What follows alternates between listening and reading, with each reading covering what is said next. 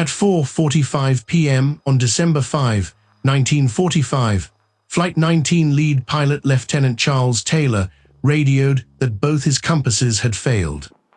He said the ocean below him looked wrong. That was the last coherent positional report anyone received. Flight 19 had lifted off from Naval Air Station Fort Lauderdale that morning as something entirely routine. 5 TBM Avenger torpedo bombers. 14 men. A training exercise designated navigation problem number 1, a triangular route over the Atlantic, east then north, then back to base. These were not students learning to fly. These were experienced naval aviators conducting a standard drill in clear afternoon weather. The mission was scheduled to last roughly 2 hours. It did not. Lieutenant Charles Carroll Taylor led the formation. He had logged over 2,500 flying hours.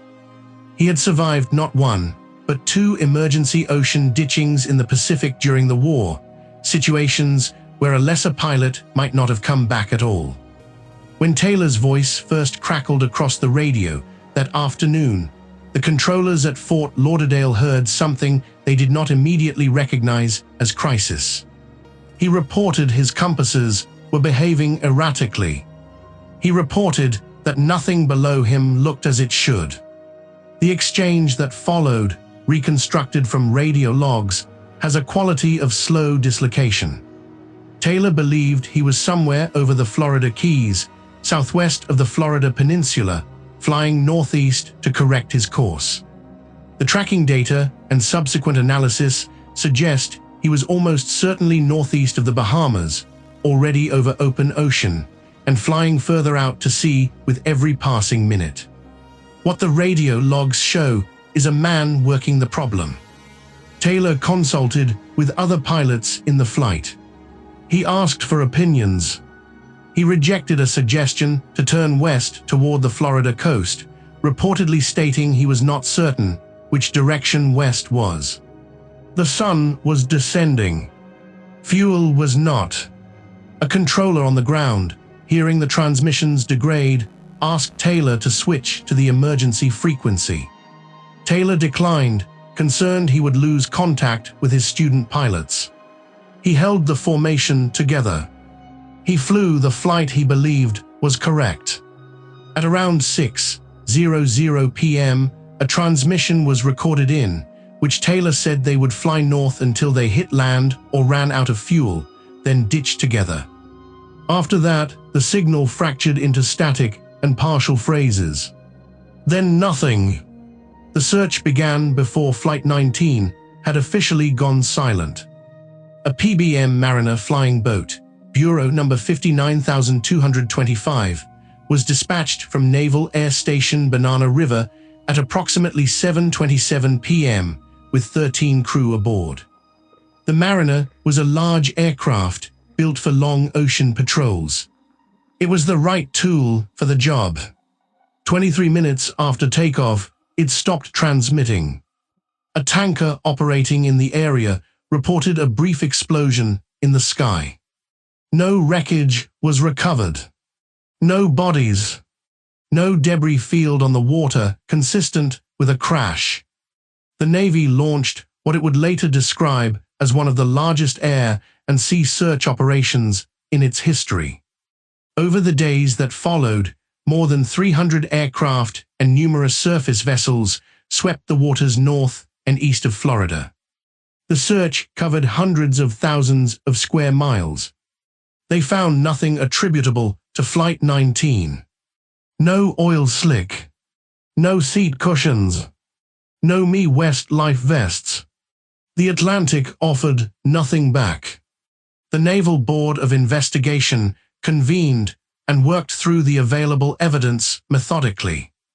Their initial report placed primary responsibility on Lieutenant Taylor. The conclusion was that he had become disoriented, that his navigational error had compounded itself, and that his decisions in the air had guided the formation away from safety rather than toward it. It was a finding that named a cause and assigned it to a dead man. The investigation appeared to close. It did not close. Taylor's mother contested the findings. She argued that her son's record, his hours, his survival through 2 previous ocean emergencies did not support the portrait of a pilot who simply lost his bearings on a clear afternoon. The Navy reviewed the case. The original conclusion was formally amended in the official record. The cause of the loss of Flight 19 was reclassified as causes or reasons unknown. Whatever the board had once been certain of, certainty was withdrawn. The file remained open in the technical sense. In the practical sense, it went quiet. Over the years, several partial explanations have been offered. Compass malfunction, a phenomenon sometimes observed with aircraft instruments over certain stretches of the Western Atlantic. The effect of fading afternoon light on water surface orientation. Taylor's documented unfamiliarity with the specific geography of the Bahamas versus the Keys. Each explanation accounts for part of what happened. None accounts for all of it.